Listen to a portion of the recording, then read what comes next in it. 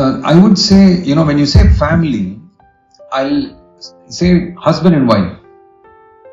When your children are small, in fact, when our kids were small, our prayer was only as long as the youngest could manage. Very small. 1-liners, 2-liners, 3-liners, that's it. We would not pray long prayers with our kids because, and soon they'll get tired and they'll get upset with us. And there'll be a joke and things like that. Even now, sometimes when we tend to go very long, one of the boys reminds us, that we're actually going long. But the good thing is to be sensitive to the young children and where they are, to be as short as they can. The second thing is, I think, as husband and wife, good to set apart times where you are both not looking at the clock. If either of you is looking at the clock, that family altar session is bombed. Straight off. See, both of you should not be looking at the clock. Both of you should be able to, you should be able to say, yeah, right now we are in God's presence and nothing else matters, and go for it.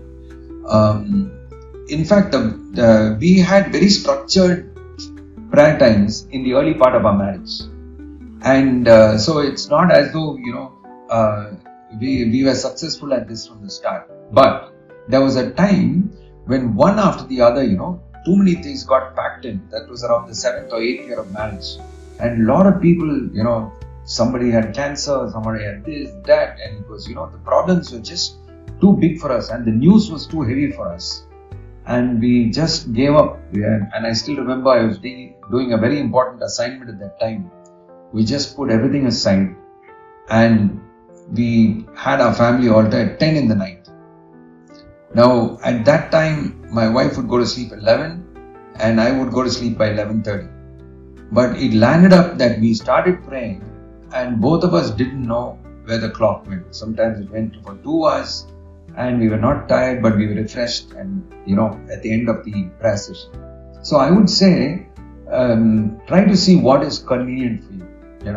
And fasting and prayer is actually, you must understand the concept of fasting and prayer in the Word of God and do it, as something that both of you are offering to God. Both of you. It's not a tradition. It's not a practice. It is a spiritual weapon and a tool that you use because you are dealing with certain issues of spiritual warfare that are beyond your understanding. So I would encourage you to do that. We've been on to that. We recognized very early that we have no control over our children after a point.